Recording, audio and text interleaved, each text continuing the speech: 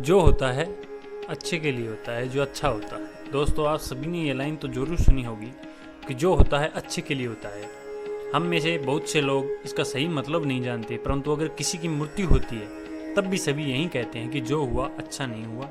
तो फिर इस लाइन का क्या मतलब होता है कि जो होता है अच्छे के लिए होता है? तो आइए इसकी एक कहानी के द्वारा जानते हैं। एक बार की बात है, यमराज अपने यमदूत को धरती पर एक औरत को लेने के लिए भेजते हैं। जब वे धरती पर उस औरत के पास पहुंचते हैं तो वो देखते हैं कि उस मर्द शरीर के पास दो बच्चियां होती हैं। एक बच्ची अपनी माँ के साथ खेल रही थी और एक बच्ची रोते रोते सो गई थी। वह देखकर यमदूत को अच्छा नहीं लगा और वह उस मर्द शरीर को बिना लिए ही यमलोक चले गए। वहां जाकर वह यमराज को बोले कि हे प्रभु, क्या हम उस मर्द शरीर में थोड़े समय के लिए जान नहीं डाल सकते, क्योंकि उसकी बेटियां बहुत ही छोटी सी है। पिता न होने के कारण वह अनाथ हो जाएगी। यमराज जी बोले कि तुमने उस मृत शरीर को न लाकर अच्छा नहीं करा। यह करके टीम परमात्मा के काम में विघ्न डाल रहे हो, इसके लिए तुम्हें सजा दी जाएगी। यमराज ने कहा कि तुम धरती पर चले जाओ और तब तक वापस नहीं आना जब तक तुम अपनी मूर्खता पर हंसी न उड़ाओ। यमदूत धरती पर चले जाते हैं। यमराज द्वारा सर्दी के कपड़े न दिए जाने पर यमदूत ठंड के मारे ठिठुर रहा था। उसी समय वहां से एक व्यक्ति जा रहा होता है।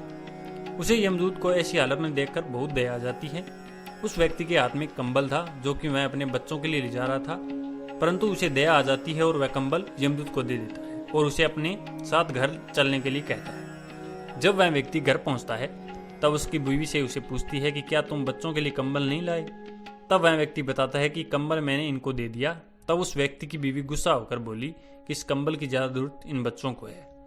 यमदूत मन ही मन हंसने लगा और कहने लगा कि इनको नहीं पता कि इनके घर यमदूत आया है।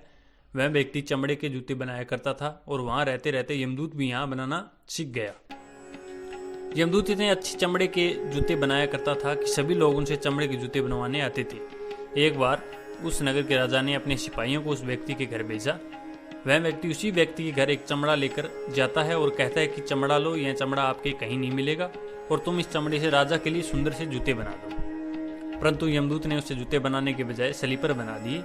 उस समय स्लीपर उस व्यक्ति के लिए बनाए जाते थे जिसकी मृत्यु हो गई होती है। वह स्लीपर देखकर वह व्यक्ति बहुत क्रोधित हुआ और सोचने लगा कि राजा अब उसका क्या असर करेगा। जब यमदूत से उसकी दांत फटकार सुनी तब उन्हें बहुत हंसी आने लगी। इतने में वह सिपाही आता है, कहता है कि तुम उस चमड़े की स्लीपर बना देना क्योंकि राजा की मृत्यु हो गई। तब वह व्यक्ति यमदूत से माफी मांगने लगे। तब यमदूत बोले कि मैं तो अपने कर्मों द्वारा किए गए सजा को भुगत रहा हूँ। काफी समय बाद उस व्यक्ति की दुकान पर एक लड़की आई और अपनी दो बेटियों के साथ। वह लड़कियां अपनी शादी के लिए जूते बनवाने आई थी। उन लड़कियों को देखते ही यमदूत को याद आ जाता है कि यह वही लड़की है जो उस मर्द महिला के पास रो रही थी। तब यमदूत उस महिला से पूछते हैं कि यह बच्चियां कौन है। तब वह बताती है कि यह लड़कियां अनाथ हैं। इनके पैदा होते ही 2 साल बाद इनकी माँ छोड़कर चली गई थी। मेरे पास भी संतान नहीं थी, इसलिए मैंने उन्हें गोद ले लिया और मेरे पास बहुत संपत्ति है और आगे जाकर यही दोनों मेरी संपत्ति की मालकिन बनेगी। तब यमदूत को खुद पर हंसी आई। उसने अपनी मूर्खता का एहसास हुआ। तब वह 3 बार हंसा। फिर वह व्यक्ति यमदूत से कहता है कि अभी आप 3 बार हंस चुके हो, अब आप मुझे अपनी हंसी का कारण बताएं।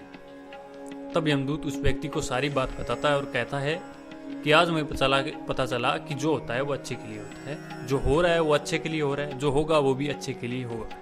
परंतु अगर किसी महिला के साथ गलत कर रहा है तो उसके साथ अन्याय कर रहा है, वह अच्छा नहीं है। एक बात जरूर रखिए कि परमात्मा हमें हमारे कर्मों का ही फल देता है। परमात्मा जो भी करता है अच्छे के लिए ही करता है। अंत में यही है जो भी होता है।